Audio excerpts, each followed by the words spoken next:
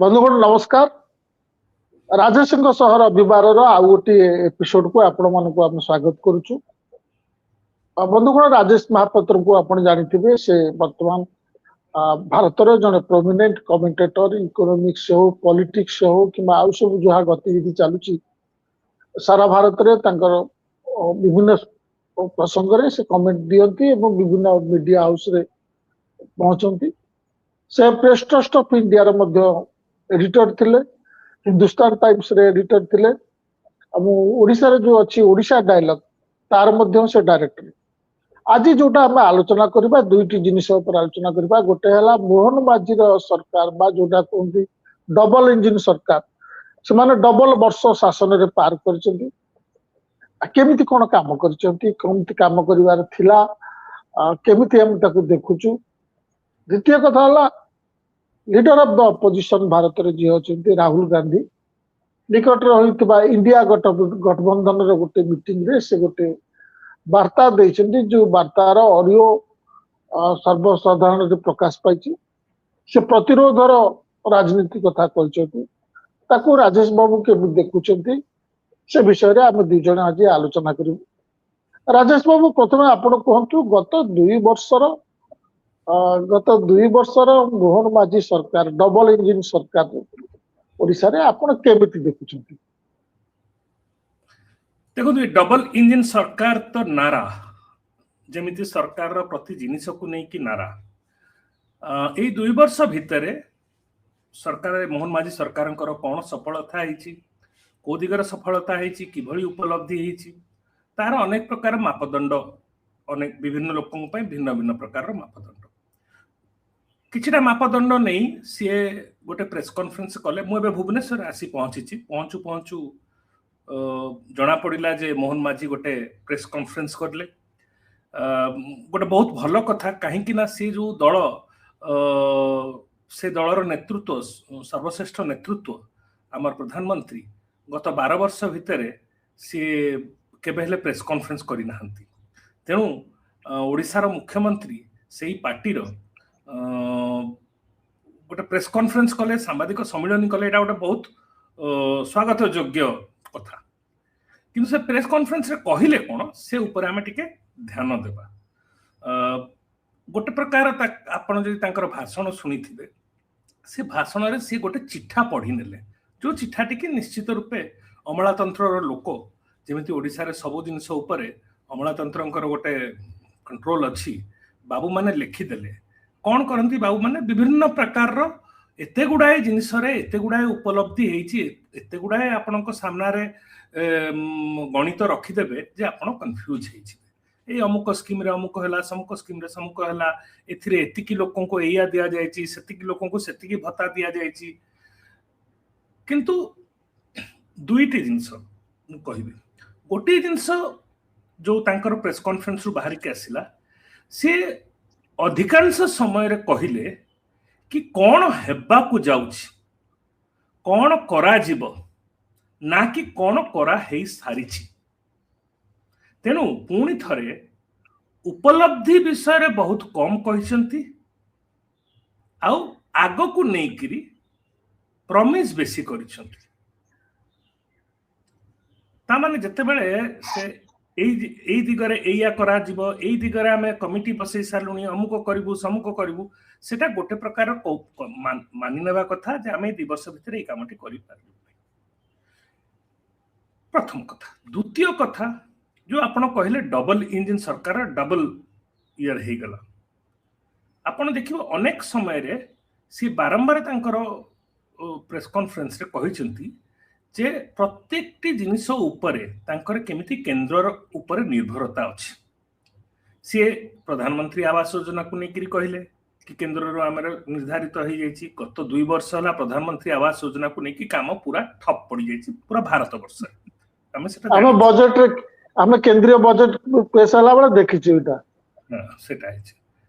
आपण देखन भत्ता कथाटी से निजे मानिले जे गत 3 मास हला वार्धक्य भत्ता गुड़िक आसुना लोक आम से जाचु। से गोटे टेक्निकल ग्लिच है, केंद्र तरफ केंद्र रु एबे आमे से ऊपर काम करूछु। 2 लक्ष लोकंकर से जो प्रॉब्लम थिला सेटा सॉल्व हेई जाइछि आ कोन 8-10 लक्ष लोकंकर हेई जीव बेली कि से प्रतिश्रुति करिसंती किंतु से प्रतिश्रुति करिवा माध्यम से गोटे कथा मानि नै छंती जे एटा तो डबल इंजिन सरकार रो जो प्रॉमिस सेटा तो हो नै डबल सिंगल इंजिन सरकार थिला बेले भत्ता तो अटकु नथिला मासको मास आसी जाउतला तले तमे को जिंस पई डबल इंजिन कहतला ए तीटी छोट छोट उदाहरण किंतु बड़ कथाटा जोटा कि आपण मुख्यमंत्री प्रेस कॉन्फ्रेंस सुनिबि नाही हमर बाबू माने दक्षा बाबू माने अमलतांत्र लोक कहिबे नाही सबटु बड़ परिवर्तन जोटा हेछि राज्य रे मते लागुछि मु तो दिल्ली रे रहे मु जो मझी मझी रे आसे प्रायतः मु प्रति मासे 1.5 मास रे थरे आसे मु जहा सुने खबर कागज रे जहा पढ़े लोकंकर चर्चा रु जहा बुझे कोठी ना कोठी आईन श्रृंखला रे बहुत घाटा हेछि बहुत अवनति हेछि सेथिपाई अनेक गुडा डेटा भी अच्छी मुझे डेटा भीतर को जीवाकू चाहू ना किंतु महिलांक उपरे अत्याचार बढ़ी दलितंक उपरे बहुत अत्याचार बढ़ी आउ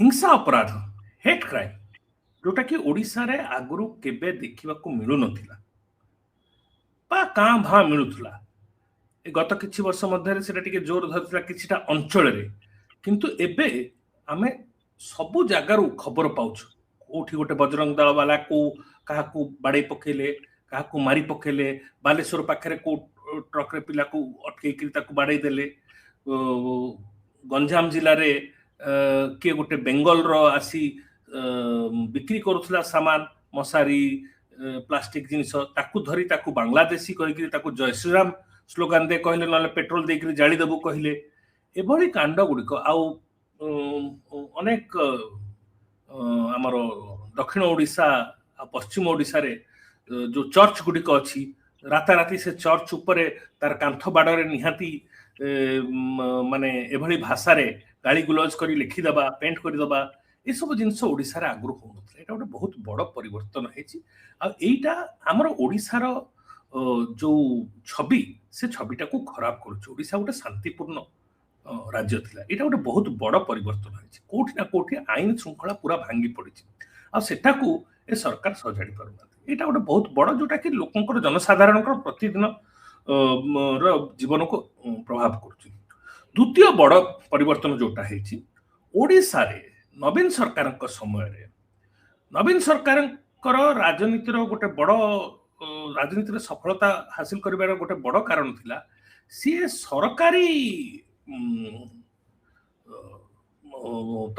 अर्थ को नहीं सरकारी संबल को नहीं सी अनेक प्रकार कल्याणमूलक योजना कर देथिले जो द्वारा कि तांकर गोटे पॉलिटिकल हेजिमनी बनी जाइथिला प्रत्येक जिंस पई गोटे किछि ना किछि मिलुथिला खास करके ग्रामांचल रे विभिन्न प्रकार भत्ता विभिन्न प्रकार सहायता विभिन्न प्रकार स्कीम ना केवल फ्री चाउल ता सहित अनेक जिनिस फ्री न्यूट्रिशनल प्रोग्राम एगुडिक थिला आमे जो जिनिसटी देखिबा को पाउचे गत 2 वर्ष रे एई कल्याणमूलक योजना उपरे जो खर्च होची सेथिरे भयंकर ह्रास हेछि ए कथाटी मु कहू नाही मोहन माझी जेते बेले प्रेस कॉन्फ्रेंस सांबादिक सम्मेलन जो दिन कले सेही दिन मोर मते देखा करिया पे 2-4 जन बीजेपी रो लोक आसीथिले इंटेरियर रो लोक मु तांको पछारिली कोन खबर ना से माने कहले आगे हम कर्मी मानक भितर बहुत असंतोष अछि मु कहली काहे कि असंतोष होछि से कहले आगे हम लोकन को मुह देखि पारुनो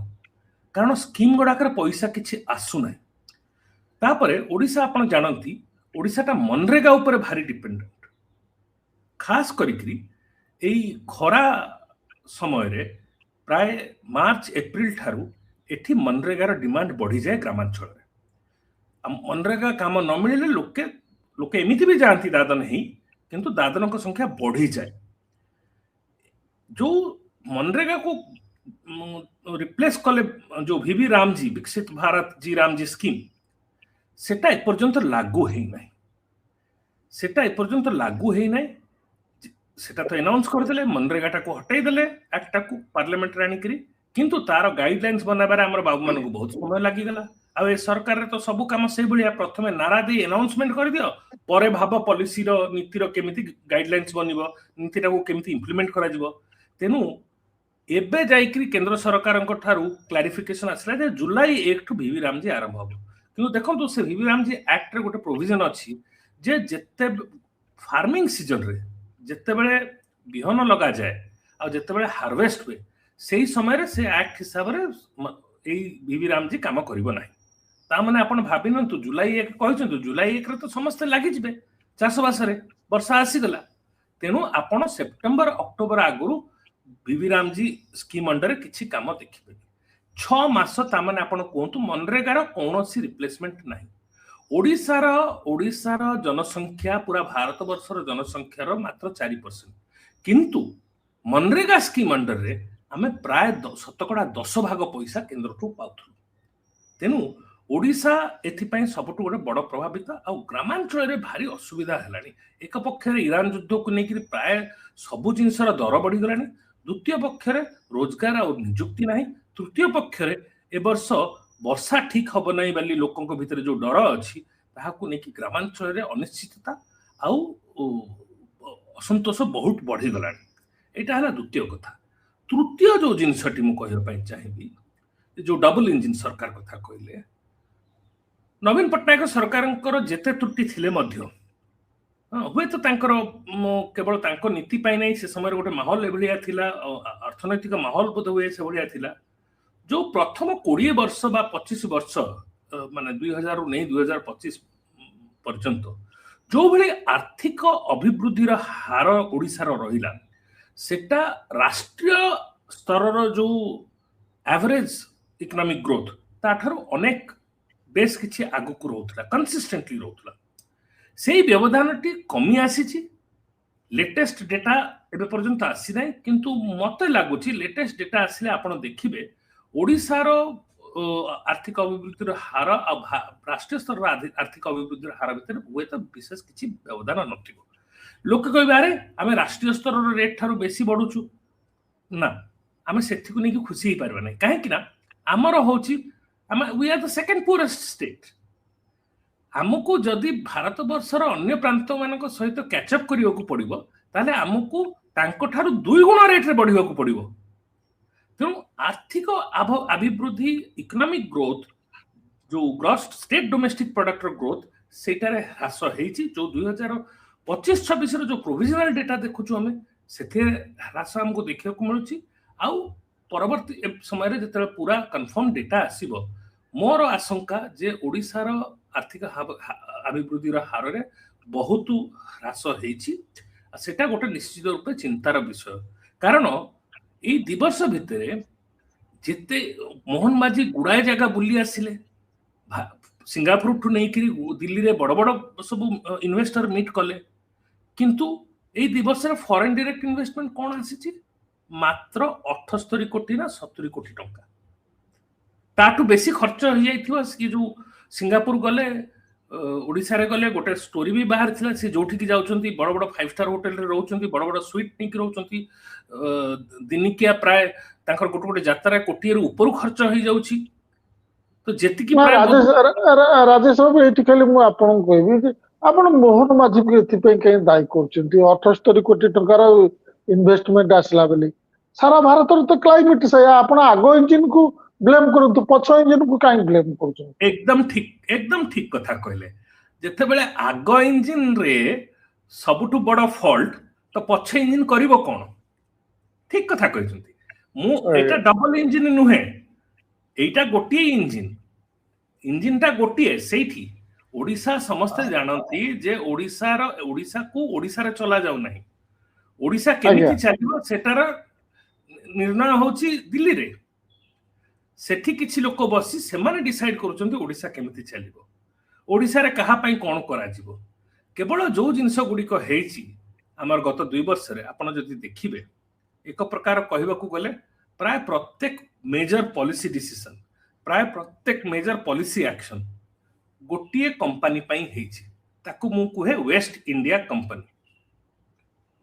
ୱେଷ୍ଟ ଇଣ୍ଡିଆ କମ୍ପାନୀ ଏକ ପ୍ରକାରରେ ଆଜିକାଲି ଆମ ସରକାର ଯେତେ ସବୁ ଡିସିସନ ହଉଛି सेटा वेस्ट इंडिया कंपनी आपण बुझी पारुथुए मु काहाकू इशारा करूची वेस्ट हां एबे भुवनेश्वर चली गले एटा छुपा कथा नुहे आपण जोठी जानतु एठी रियल एस्टेट रेट धु हुतु हुतु हेकरी बढ़ी जाइछि आपण जोठी भी जगह खोजिबे जगह रेट गुडिक सब भयंकर बढ़ी जाइछि तापर आपण आ गोटे कथा सुनिया को पाइबे जे एठी गवर्नमेंट रो जो फ्लोर रेट सेटा कोन सब जगह रे बढ़ाई दिया गला एटा कोन एटा खेल निजर लोकों को द्वारा जमी किनै दियो आगुरु से जमी किनि देला पर गवर्नमेंट फ्लोर रेट बढ़ाई दियो तेनु मार्केट रेट आउरी बढ़ी जीवो से माने या तो बिक्री करिवे या तो सेठी बिल्डिंग बनै कि सेही भलिया पैसा रे बिक्री करिवे ई किए बनौचंती किए जागा किनुचंती किए बिल्डिंग बनौचंती केतेटा ओडिसा रो कॉन्ट्रैक्टर अछंती केतेटा ओडिया लोक एठी रियल एस्टेट किनुचंती एटा आपण टिके पता करंतु एटा देखिबे एथरे पूरा को पूरा खेल वेस्ट इंडिया कंपनी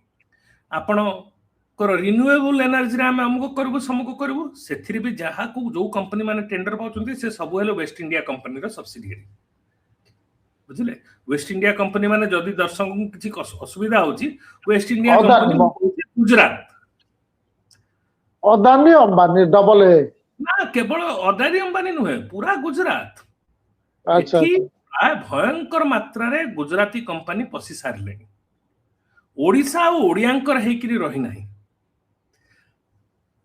आमे 100 वर्ष तले आमे संघर्ष करथिलु ईस्ट इंडिया कंपनी थारु स्वाधीनता पाया पे एबे हमकु संघर्ष करिया को पड़िबो वेस्ट इंडिया कंपनी थारु स्वाधीनता पाइबा पे आपण माइनिंग नहीं जानतु आपण रियल एस्टेट नहीं जानतु आपण एनर्जी सेक्टर नहीं जानतु आपण इंफ्रास्ट्रक्चर नहीं जानतु एई गुडिक को नेकिरे तो चिठा पढेले मोहन माझी एई गुडिक रे काहा को कॉन्ट्रैक्ट मिलुची सबटु धंदा काहा को मिलुची किए सबटु लाभान्वित होची गोटी आडे आपन को इशारा हबो वेस्ट इंडिया कंपनी तेनु एई जो 2 वर्ष डबल इंजन सरकार आगु को आसीबा समय रे आपन देखिबे कि भली अवस्था हो केवल ओडिसा रो नुहे देशर हबो देशर ऑलरेडी गोटे बहुत बड़ आर्थिक संकट आसी सारलानी आ तार प्रभावटा आमे धीरे धीरे ओडिसा रे भी देखियो को पाइलेनी ता ऊपर हुए तो रिपोर्टिंग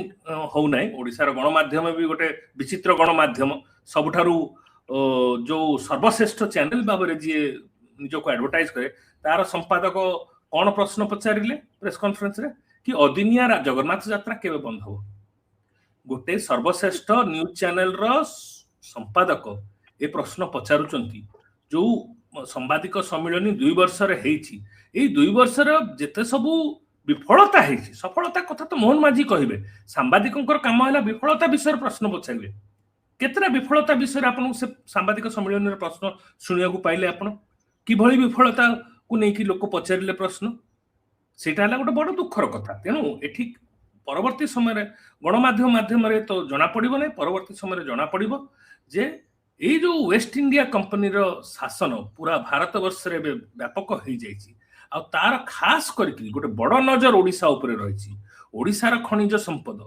ओडिसा रो जो ओडिसा हला गोटे स्टेट जोठी लैंडमैन रेशियो बहुत कम अछि भुवनेश्वर गोटे भीषण पोटेंशियल अछि आगु डेवलप करिवार ए सब से माने देखुचंती आ से यार केमिति से माने फायदा उठेबे से भीतर से माने पसी सारिलनी मोहन माझी मात्र गोटे प्यादा आपण ठीक कहले मोहन माझी को ब्लेम करी किछि नै तांकर तो सिएले हिज मास्टर्स वॉइस मास्टर तो आउ कोठी बसिछंती मास्टर होचंती वेस्ट इंडिया कंपनी माई काम करछंती तेनु वेस्ट इंडिया कंपनी थारु स्वाधीनता पाई एबे हमको संघर्ष करिया को पड़िबो जदि आमे ओडिसा रो भविष्यत जदि आमे ओडिसा रो अर्थनीति जदि आमे ओडिसा रो समाज को आगो को बंचेया पाई चाहूचे सुदृढ़ करिया पाई चाहूचे सशक्त करिया पाई चाहूचे राजेश बाबू मो राहुल गांधी को विषय को आसीबा पूर्व मो ए 2 वर्ष रो विषय रे मो केतटा कथा चुंबक कहदेवी आपण जो कहले भिड़ हत्या बा लिंचिंग कथा सेटा गोटे ओडिसा रे वर्तमान गोटे साधारण कथा हे गेला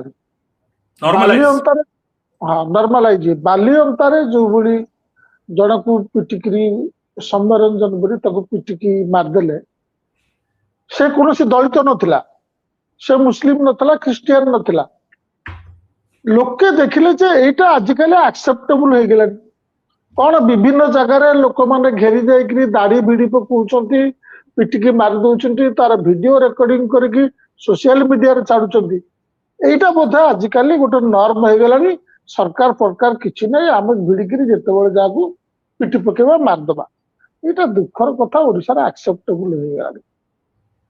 ଦ୍ୱିତୀୟ କଥା ମୋର କହିବାର ଅଛି, ଏ ଯୋଉ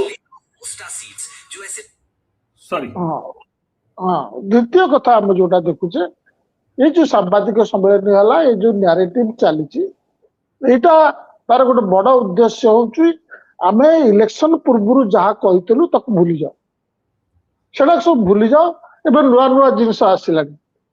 ଆମେ ଯାହା କହିଛୁ କଣ ନା, ଆମେ ଭତ୍ତା ବଢେଇକି 3,000 ଟଙ୍କା କରିବୁ। 3,000 ଟଙ୍କା ତ ଦୂର କଥା, ଭତ୍ତା 2-3 ମାସ ହେଲା ବାର୍ଦ୍ଧକ୍ୟ ଭତ୍ତା ବନ୍ଦ ହେଇଯାଇଛି। ସେ ମାନିଛନ୍ତି, ନିଜ ପ୍ରେସ କନଫରେନ୍ସରେ ମାନିଛନ୍ତି। ସେ ଯୋଉ କହୁଛନ୍ତି ଟେକ୍ନିକାଲ ପ୍ରୋବ୍ଲେମ, ଏଇ ଟେକ୍ନିକାଲ ପ୍ରୋବ୍ଲେମ ଯୋଗୁ ଚାଉଳ ମିଳିଲାନି, 3 ଜଣ ମହିଳା ମରି ଯାଇଥିଲେ ମାଣ୍ଡି ପକାଟରେ। ଏଟାକୁ ଟେକ୍ନିକାଲ ପ୍ରୋବ୍ଲେମ କେତେ ଦିନରେ ସଲ୍ଭ ହୁଏ? 3 ମାସ ଲାଗିଯାଏ।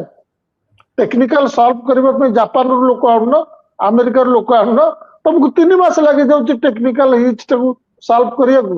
ମୋର ଧାରଣା ଏମାନେ ହିତାଧିକାରୀ ସଂଖ୍ୟା କମେଇବାକୁ ଚାହାନ୍ତି ଏସବୁ ବାହାନା କରି। ତୃତୀୟ କଥା ହେଲା, ଏମାନେ ଗୋଟେ ନୂଆ ନାରା ଦେଲେ ଯେ ବିକଶିତ ଓଡିଶା କରିବୁ, କେତେବେଳେ କଣ ସମୃଦ୍ଧ ଓଡିଶା କରିବୁ। ଗୋଟେ ଇଣ୍ଟରେଷ୍ଟିଂ କଥା ରାଜେଶ ବାବୁ ଆପଣ ଜାଣିବେ, ଏମାନଙ୍କର ସେଇ ଯୋଉ ବିକଶିତ ଓଡିଶା ସମୃଦ୍ଧ ଓଡିଶାର ମେନ୍ କଥା ହେଲା $500 ବିଲିୟନ ଇକୋନୋମି କରିବେ 2036 ସୁଦ୍ଧା। ବର୍ତ୍ତମାନ ଟଙ୍କାର ମୂଲ୍ୟ ଯାହା, ସେ ଅନୁସାରେ $500 ବିଲିୟନ ହଉଛି ବର୍ତ୍ତମାନ 48,000 ଡଲାର।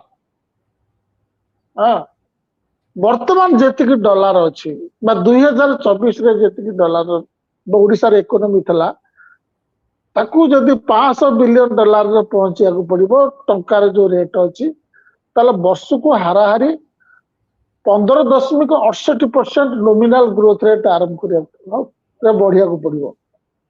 କିନ୍ତୁ ଗତ 2 ବର୍ଷର ଓଡିଶା ସରକାରଙ୍କର ନୋମିନାଲ ଗ୍ରୋଥ ରେଟ୍ ଆରାଉଣ୍ଡ 11 କି 12। କିନ୍ତୁ ଏପର୍ଯ୍ୟନ୍ତ ସେ ନାରା ଚଲେଇଛନ୍ତି।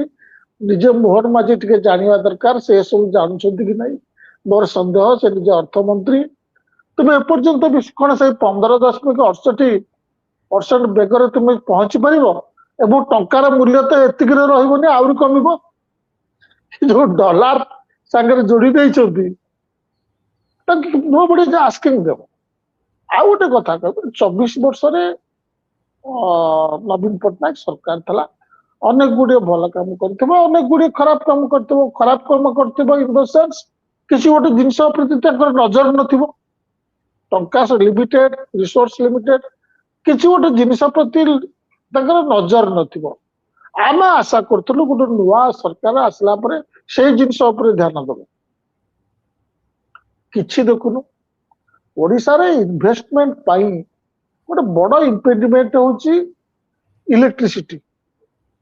ତମେ ପ୍ରଦୀପ ଜେନାକୁ କଲ OERC ଚେୟାରମ୍ୟାନ, ଯିଏକି ବିଜେଡି ସରକାର କର୍ତ୍ତା ଧର୍ତ୍ତା ଥିଲେ, ଏନର୍ଜି ସେକ୍ରେଟାରୀ ଥିଲେ, ଚିଫ ସେକ୍ରେଟାରୀ ଥିଲେ, ତାକୁ OERC ଚେୟାରମ୍ୟାନ କରିଦେଲ। 2 ବର୍ଷ ପରେ ସେ ରିଜାଇନ ଦଉଛନ୍ତି। କଣ ଆମେ ଦେଖିଲୁ ଇଲେକ୍ଟ୍ରିକ କ୍ଷେତ୍ରରେ ସଂସ୍କାର? କିଛି ନାହିଁ, ଯେମିତି ଚାଲିଥିଲା ସେମିତି। ଆଉ ସବୁ ଯୋଜନା ଯେମିତି ଚାଲିଥିଲା ସେମିତି, ଖାଲି ନା ଚେଞ୍ଜ ହଉଛି, ରଙ୍ଗ ପରିବର୍ତ୍ତନ ହଉଛି, ଏବଂ ଲୋକେ ଦେଖୁନାହାନ୍ତି।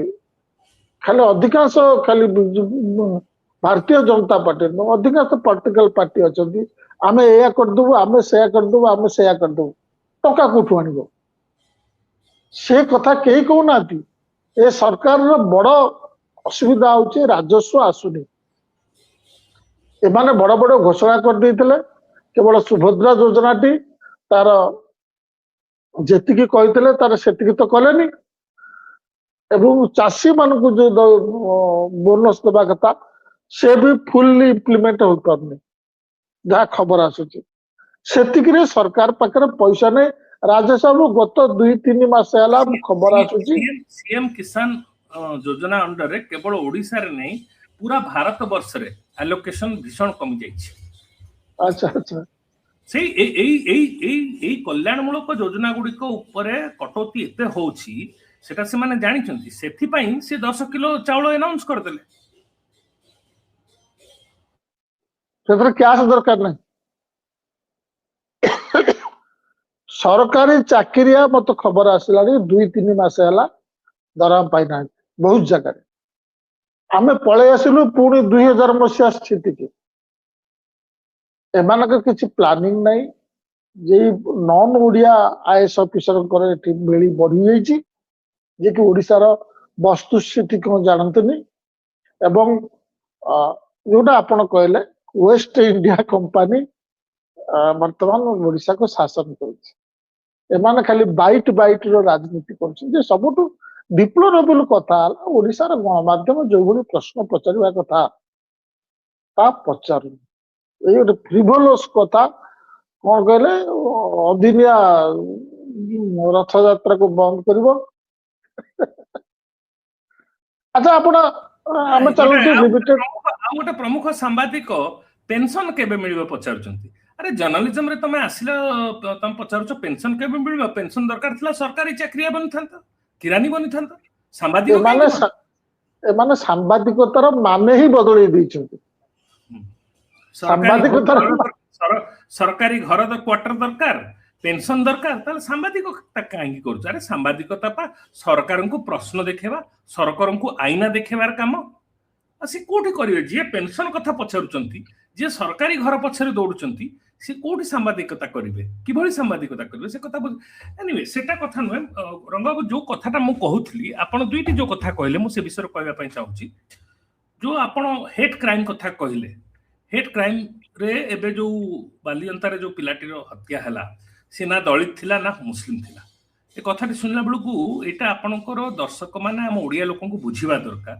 ଡକ୍ଟର ରାହତ ଇନ୍ଦୋରୀଙ୍କର ଗୋଟେ ଲେଖା ଥିଲା, ଫେମସ ଲେଖା, लगेगी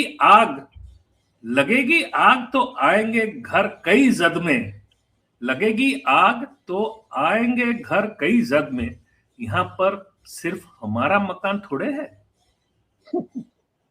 यहाँ पर सिर्फ हमारा मकान थोड़े है। जदि आपण भाबुचंती साहिरे जदि कहा घरे निया लागिला ताहले आपणकर किछि कहिबार नाही, सब जगह निया लागिबो। आ निया देखिबो नाही किए दलित किए मुस्लिम किए को येरो नियार जो निया लगेबार जतबेले माहौल क्रिएट होउछि, सेथिरे कोनोसी ना कोनोसी समय रे समस्ते भुक्तभोगी हेबे। एइटा ओडिया लोकन को बुझिबा दरकार। गोटे ओडिशा गोटे शांतिप्रिय शांतिपूर्ण राज्य। एठी एभली शक्ति माननकु कोनोसी भाबरे प्रश्रय देबा कथा नुहे। 2 वर्षर कम से कम सांबादिक माने गोटे वर्तमान जो 2 दिन घटना, गोटे महिला सरपंच से जहाँ कहार ताकू तुम जेल पठेदेल जस्ट बिकॉज से गोटे एमएलए विरुद्ध अभियोग कला बोली एवं कांग्रेस नेता भक्त दास ताकू देखा करिया को गले काले देखा हो कथाटा बढ़ी जेल भर्ती करदेल। सांबादिक पचारि पारिथांते। मु फेरी आसुची कहीं आम ये कथा शेष करवा कि जोटा मु कहली वेस्ट इंडिया कंपनी शासन एक प्रकार कहवा गले वेस्ट इंडिया कंपनी शासन पूरा भारत वर्ष चली ओडिशा से भारत वर्षर अंग ओडिशा उपरे वेस्ट इंडिया कंपनी एबे बहुत खास ध्यान रही। तेणु आम जाता आगु केमिति जिबा ए वेस्ट इंडिया कंपनी शासनटा केमिति आसला जो कथाटी आपण कहले जहाँ को मन कला ताकू जेल रे पकेदेले जहा करिवार इच्छा ताकू करिदेले कौन सी व्यवसाय जदि तम कथा शुणिना नहीं तम पकेट गरम कला नहीं ता पछरे ईडी आईटी पठेदेले गोटे प्रकार ये जो वेस्ट इंडिया कंपनी को यही भली पोजिशन रे आनिबा पछरे ये जो अर्थनीति को वेस्ट इंडिया कंपनी सिंबलाइज करुची ए अर्थनीति रो पछरे गोटे राजनीति अछि। से जो राजनीति से हिंसार जो हेट क्राइम भी तार गोटे पार्ट से राजनीतिर खेल होइछि जे प्रत्येक अनुष्ठान को भांगी दियो। प्रत्येक अनुष्ठान जो अच्छी आमर गणतंत्र न्यायालय हो माने जुडिशियरी मीडिया लेजिस्लेचर गोटे कांग्रेस रो कैंडिडेट रो नॉमिनेशन कैंसल हो जाउची गोटे छोट त्रुटि पाए सेही समय रे आउ गोटे अंबानी प्रमोटेड बिजनेसमैन गुजरात रो सी झारखंड रो राज्यसभा लड़िबो तार जेते सब त्रुटि अछि ताकू कहा जाउची ताकू गोटे दिन दिया जाउची तमे त्रुटि गुडी को सुधार करिकि फॉर्म भर एटा तो अछि ब्लेटेंट आमे जहा चाहबू ताहा करिवु बंगाल रे आपण सुनिले 4000 ईवीएम मशीन रे निया लागी गला आपण गोटे सुनिले गोटे बूथ रे जोठी की मुस्लिम बहुल बूथ से जोठी की जोटा की गोटे सीपीएम रो गढ़ थिला सेठी सीपीएम को गोटिए वोट मिलिला सब वोट बीजेपी को चली गला आ एगुडी को सब आडे होउची किंतु एमाने सेटार परवा करूनांती काहिना सरकार एबे जानि सारलेनी जे आमे आ जनमत दे नै आमे सरकार रे आसी पारिबु नै तेनु आमे अलगा प्रकार काम करिवु आ से अलगा प्रकार रो जो काम सेटा हला कोन पूरा स्टेट कैप्चर तो हेई जाईची इंस्टीट्यूशनल कैप्चर हेई आपण जदी तेनु एठी आ प्रतिपक्षर राजनीति नै प्रतिपक्षर राजनीति विपक्षर राजनीतिर समय गला सेति पय आपण जो प्रथमे कहिले राहुल गांधी कथाटी मु प्राय गत वर्षर ऊर्ध्व हलानी मु बारंबार कही आसुची प्रतिपक्षर राजनीति नहीं आपण आ एठी राजनीति प्रतिपक्षर राजनीति नहीं आपण सरकार बदलाई पारिबे नाही कारण प्रत्येक अनुष्ठानिक अंग सरकार मुठी से जहा चाहिए ताहा करिवे सरकार एबे शासक दल भारतीय जनता पार्टी निर्वाचन लड़ू नहीं भारतीय जनता पार्टी पाई निर्वाचन आयोग निर्वाचन लड़ुछि मतदाता एबे नेता बाछु नाहंती शासन रे थिबा लोक तय करूचंती किए मतदाता हबो गणतंत्रटा को पूरा उल्टा पाल्टा कर दिया सारलानी तेणु एभली परिस्थिति रे जोटा एबे राहुल गांधी कहिचंती मु सेही कथाटी बहुत दिन रु कहि आसुची मु एया कहबी नै जे राहुल मो सहित सहमत हेकि कहिचंती कथाटा मु एबे से गोटे नेता मु कहबी जे मु से कथा रे एकदम सहमत जे प्रतिपक्षर राजनीतिर समय चली गला एबे प्रतिरोधर राजनीति दरकार पॉलिटिक्स ऑफ रेजिस्टेंस किंतु प्रतिरोधर राजनीति करिवो किए से प्रतिरोधर राजनीतिर स्वरूप कौन हबो कारण कारण आमे एबे लडुचु वेस्ट इंडिया कंपनी रो शासन विरुद्ध रे आ ठीक सेही भली लढिबा को हबो जे भली 150 वर्ष पूर्वे आमे ईस्ट इंडिया कंपनी 200 वर्ष पूर्वे बा 150 वर्ष पूर्वे आमे ईस्ट इंडिया कंपनी विरुद्ध रे संघर्ष उठेइथिलु ता माने आमे निर्वाचन लढिकरी सरकार बदलेबा कथा चिंता करिबा नै ता माने आमे न्यायालय रो कबाट खटखट करिकरी आमे न्याय पाया पई चेष्टा करिबा नै ता माने आमे निर्वाचन आयोग ठारू ए उपेक्षा रखिबा नै जे से किछि निर्वाचन केमति ठीक रे करंतु हमकु लोकन को पाखु को फेरी जीवा को पड़िबो हमकु लोकन को आनिबा को पड़िबो रास्ता रे जे भली ठीक Mahatma Gandhi non cooperation movement करिथिले से भली एबे गोटे नुवा धरणर 21 शताब्दी रे गोटे नॉन कोऑपरेशन मूवमेंट रा आवश्यकता अछि सेही स्पिरिट सेही कमिटमेंट रो लोक दरकार से भली विचारधारा रो लोक दरकार से भली गोटे संगठन दरकार आज से संगठन हुए तो नाही से विचारधारा रो लोक हुए तो बहुत जगह अछंती से मान को एकत्रित करियो को पड़िबो लोकन को भीतर असंतोष आ आक्रोश अछि किंतु से असंतोष आ आक्रोश को गोटे ठीक सकारात्मक दिगरे हमको सेही जो ताकू चैनल करियो को पड़िबो बुझेबा को पड़िबो ए संघर्ष गोटे वर्षर संघर्ष हेबो नै ए वर्ष 2 वर्षर संघर्ष हेबो नै एटा प्रतिपक्षर राजनीति रो समय थिले 5 वर्ष रे सरकार बदली जिबार आपण आशा रखि पारंती प्रतिरोधर राजनीति रे केबे सफलता मिलिबो तार कोनोसी ठिकाना नै लोके आसीबा को पड़िबो 7 वर्ष 8 वर्ष 10 वर्ष 15 वर्ष पर्यंत 20 वर्ष पर्यंत होइतो ए संघर्ष जारी रहिबो सेथिपय लोकन को प्रस्तुत करिया को पड़िबो लोकन को प्रस्तुत करिया पय प्रथमे संगठन प्रस्तुत करिया को पड़िबो से संगठन प्रस्तुत करिया पय हमकु आगर नेतृत्व खोजिया को पड़िबो कोन राहुल गांधी से नेतृत्व देई पारिबे कि कांग्रेस पार्टी देई पारिबो मु जाने ना मत जदि पछेरी मु भाबुची जे गोटे बड़ा समुद्र मंथन हबो ଭାରତର ରାଜନୀତିରେ ଆସିବା ସମୟରେ ଆଉ ଗୋଟେ ନୂଆ ଶକ୍ତି ବାହାରିବ, ନୂଆ ପ୍ଲାଟଫର୍ମ ବାହାରିବ, ନୂଆ ଲୋକ ବାହାରିବେ, ନୂଆ ବିଚାରଧାରା ବାହାରିବ। ମୁଁ ଜଣେ ଆଶାବାଦୀ। ମୁଁ ଜାଣିଛି ଏ ଭାରତ ଭୂମିରେ ଲୋକଙ୍କ ପାଖରେ ତାଙ୍କର ରେଜିଲିଏନ୍ସ ବହୁତ କମ ପ୍ରାନ୍ତରେ ଲୋକ କମ୍ପାୟାର କରିପାରିବେ। ମୁଁ ଭାବୁ ନାହିଁ ଯେ ଏସବୁ ଜିନିଷକୁ ନେଇକି ଭାରତବାସୀ ହାର ମାନିଯିବେ। ସମୟ ଆସିବ, ପ୍ରତିରୋଧର ରାଜନୀତି ମୁଣ୍ଡ ଟେକିବ, ଆଉ ପ୍ରତିରୋଧ ରାଜନୀତିକୁ ସଫଳତା ମିଳିବ। ଆଜି ଏତିକି କଥା ନା ରାଜେଶ ବାବୁ, ମୁଁ ଖାଲି କହୁଛି ଆପଣ ଗୋଟେ କଥା ଦର୍ଶକଙ୍କୁ କ୍ଲିୟର କରିଦଉଛି। ରାଜେଶ ବାବୁ ବାରମ୍ବାର ପ୍ରତିରୋଧ ରାଜନୀତି କହିବା ଅର୍ଥ ନୁହଁ ଯେ ଗୋଟେ ହିଂସାର ରାଜନୀତି। ଆମ ଆଗରେ ଗୋଟେ ଟେମ୍ପଲେଟ ଛାଡି ଯାଇଛନ୍ତି ମହାତ୍ମା ଗାନ୍ଧୀ, ଯେ ଆପଣ ବିନା ହିଂସାରେ ମଧ୍ୟ କରିପାରିବେ। ମହାତ୍ମା ଗାନ୍ଧୀଙ୍କ ପର୍ଯ୍ୟନ୍ତ କାହିଁ ଯିବା? ଆମେ ଏହି ଗତ 10 ବର୍ଷରେ 2ଟା ଉଦାହରଣ ଦେଖିଲେ। କିଷାନ ଆନ୍ଦୋଳନ ଅହିଂସକ ଆନ୍ଦୋଳନ ଥିଲା, ଏବଂ ସେମାନେ ବି କୋର୍ଟ, ସୁପ୍ରିମ କୋର୍ଟ ଡାକିଲେ ମଧ୍ୟ ଗଲେନି। କହିଲେ ଆମେ ସେଠିକି ଯିବୁନି ଆପଣଙ୍କ ପାଖକୁ, ଆମେ ଆପଣଙ୍କ ପାଖକୁ ଯାଇନଥିଲୁ, ଯିଏ ଆପଣଙ୍କ ପାଖକୁ ଯାଇଛି ତା ସାଙ୍ଗରେ କଥାବାର୍ତ୍ତା କରନ୍ତୁ, ଆମେ ଯିବୁନି। ଶାହିନବାଗ ଆନ୍ଦୋଳନ, ସେମାନେ ସେ ବି କୋର୍ଟକୁ ଗଲେନି। ଏବଂ 2ଟାକ କେସରେ ସେମାନେ, ବିଶେଷ କରି କିଷାନ ଆନ୍ଦୋଳନ ଲୋକମାନେ ଜିତିଲେ, ସରକାରକୁ ହାର ମାନିବାକୁ ପଡିଲା।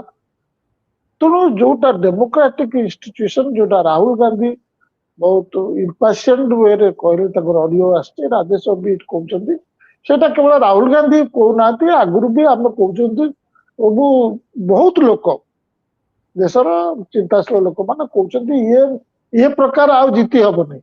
ଆପଣ ମୀନାକ୍ଷୀ ନଟରାଜନଙ୍କ କଥା ଦେଖନ୍ତୁ, ହସିବେ ନା କାନ୍ଦିବେ। ତାଙ୍କର କୁହାଗଲା ଯେ ତମ ନାଁରେ କେସ୍ ଅଛି, ସେ କହିଲେ ମୋ ନାଁରେ କେସ୍ ନାହିଁ, ମତେ କେବଳ ଗୋଟେ ନୋଟିସ ଆସିଛି। ଇଲେକ୍ସନ କମିଶନର ଶୁଣିଲାନି, ଆଉ ସୁପ୍ରିମ କୋର୍ଟ କହିଲେ କାଲି ଆସ, ଆମେ ଇଲେକ୍ସନ ପ୍ରୋସେସ ଚାଲିଛି, ଆମେ ଇଣ୍ଟରଫିୟର କରିବୁନି, କାଲି ଆସ। ମୀନାକ୍ଷୀ ନଟରାଜନଙ୍କର ଓକିଲ କହିଲେ ଆଜ୍ଞା ଇଲେକ୍ସନ ସରିଯିବ, ସେ କାଲି ଡିକ୍ଲାର ହେଇଯିବେ, ଆପଣ ଇଲେକ୍ସନ କୁ ରୋକ ଲଗାନ୍ତୁ, ନହେଲେ ଫଳାଫଳ ଘୋଷଣା ପାଇଁ ରୋକ ଲଗାନ୍ତୁ। ସୁପ୍ରିମକୋର୍ଟ କହିଲେ ନାଇଁ କାଲି ଆସ। ତାର ଦିନକୁ ମୀନାକ୍ଷୀ ନଟରାଜନ ଭାଗ ନେଇନାହାନ୍ତି, ବିଜେପି ଜିତିଗଲା। ଆଜ୍ଞା କଣ କରିବେ ଧର୍ମାବତାର? ନା ଇଲେକ୍ସନ ତ ସରିଗଲା, ଆମେ ଆଉ କଣ କହିପାରିବୁ, ତମେ ଇଲେକ୍ସନ ପିଟିସନ ନେଇକି ଆସ। ଇଲେକ୍ସନ ପିଟିସନ ଆସିବା ଜାଣିଛନ୍ତି 6 ବର୍ଷ 7 ବର୍ଷ ଲାଗେ ତାର ବିଚାର ଆଇଲା ବେଳକୁ। ସବୁଠୁ ଇଣ୍ଟରେଷ୍ଟିଂ ପାର୍ଟ ହେଲା ଯେତେବେଳେ ସୁପ୍ରିମକୋର୍ଟ କହିଲେ ଏକଥା, ତାର କିଛି ଘଣ୍ଟା ପରେ ମାଡ୍ରାସ ହାଇକୋର୍ଟ କହୁଛନ୍ତି ଯେ ମାଡ୍ରାସ ହାଇକୋର୍ଟ ଯୋଉ କୋର୍ଟ ଥିଲା ଯେ ଏଇଟା ମୋ ବିଚାରାଧୀନ ନୁହେଁ, ମୋ ବିଚାର ପରିସର ନୁହେଁ, ଫେରେଇ ଦେଲୁ। ତାମାନେ ଆବସଲ୍ୟୁଟଲି ତାଙ୍କ ନାଁରେ କିଛି କେସ୍ ନାହିଁ। ତମେ ଜଣକୁ ଏମିତି ଜବରଦସ୍ତି, ଗୋଟେ ଥାଏ, ଗୋଟେ ଗପଟେ ଥାଏ ଯେ ଗଦିଆ ବାଘକୁ କହିଲା, ବାଘ ଗଦିଆକୁ କହିଲା ତତେ ମୁଁ ଖାଇବି। କାହିଁ ଆଜ୍ଞା ମତେ ଖାଇବେ, ମୁଁ କଣ ଦୋଷ କଲି? ନା ତୁ ମୋ ପାଣି ଗୋଳିଆ କଲୁ, ମୁଁ ସେଠି ଗାଧେଇଥାନ୍ତି। ନା ଆଜ୍ଞା ମୁଁ ତ ଗୋଳିଆ କରିନି। ନା ରେ ତୁ ଗୋଳିଆ ନ କରିଥିଲେ ତୋ ବାପା ଗୋଳିଆ କରିଥିବ। ମାନେ ଜବରଦସ୍ତି, ନିୟମ ଥାଉ କି ନଥାଉ, ଘଟଣା ଘଟିଥାଉ କି ନଥାଉ, ଭିଡି ଆଣିକିରି ଆପଣ ଦେଖିଲେ ଯୋଉ ଭଳିଆ କଲେ ଏନଡିଟିଭି କି, ଯୋଉ ଭଳିଆ କଲେ ନ୍ୟୁଜ କ୍ଲିକ କୁ, ଯିଏ ବିରୁଦ୍ଧରେ କହିବ ସେ ଗଣମାଧ୍ୟମ ସଂସ୍ଥାକୁ ହିଁ ବର୍ବାଦ କରିଦିଏ। ଏବଂ 2ଟାକ କେସରେ ଜିତିଲେ, ଏନଡିଟିଭି ଜିତିଲା, ନ୍ୟୁଜ କ୍ଲିକ ଜିତିଲା। କେତେ ଲୋକଙ୍କୁ, ଯେତେ ପଲିଟିକାଲ କେସ୍ ଆପଣ ଦେଖୁଛନ୍ତି ଆରେଷ୍ଟ କରି ଭିତରେ କରୁଛନ୍ତି, ରେଜଲ୍ଟ କଣ ହଉଛି ଲାଷ୍ଟକୁ? କହୁଛନ୍ତି କୋର୍ଟ କହୁଛି ନା ଦୋଷ ମୁକ୍ତ। ଏବଂ ସେମାନେ 2 ବର୍ଷ ପାଖାପାଖି ଜେଲରେ ସଢିଲା ପରେ ତମେ ତାକୁ ଆରେଷ୍ଟ କରୁଛ, ଭଳିଆ କରୁଛ, ଯୋଉଟା ବେଙ୍ଗଲ ଲୋକ। ସେଥିପାଇଁ କୁହାଯାଏ ଜଷ୍ଟିସ ଡିଲେଡ୍ ଇଜ ଜଷ୍ଟିସ ଡିନାଏଡ୍। ତ ଏ ସିଷ୍ଟମ ଆମେ କରିପାରିବେନି। ଜୁଡିସିଆରୀକୁ ଯେତେବେଳେ କ୍ୟାପଚର କରି ଦିଆଯାଉଛି, ପ୍ରଥମ ଜିନିଷଟା କରାଯାଉଛି ଜଷ୍ଟିସକୁ ଡିଲେ କରି ଦିଆଯାଉଛି। ତେଣୁ ଜଷ୍ଟିସ ଡିଲେଡ୍ ଇଜ ଜଷ୍ଟିସ ଡିନାଏଡ୍। ଏବଂ process is punishment. Correct, correct, ବହୁତ ଭଲ କହିଲେ। ହଉ, ଆଜି ମୁଁ ଭାବୁଛି ଆଲୋଚନା ଏଠି ରଖିବ ନା ଆପଣ ଆଉ କିଛି କହିବେ? ନା, ପୁଣି ଆସନ୍ତା ପରିବର୍ତ୍ତନ ଆସିବ, ଆଶାବାଦୀ ରୁହନ୍ତୁ, ପରିବର୍ତ୍ତନ ଆସିବ, ନିଶ୍ଚିତ ସମୟ ଲାଗିପାରେ, ପରିବର୍ତ୍ତନ ଆସିବ। ନମସ୍କାର।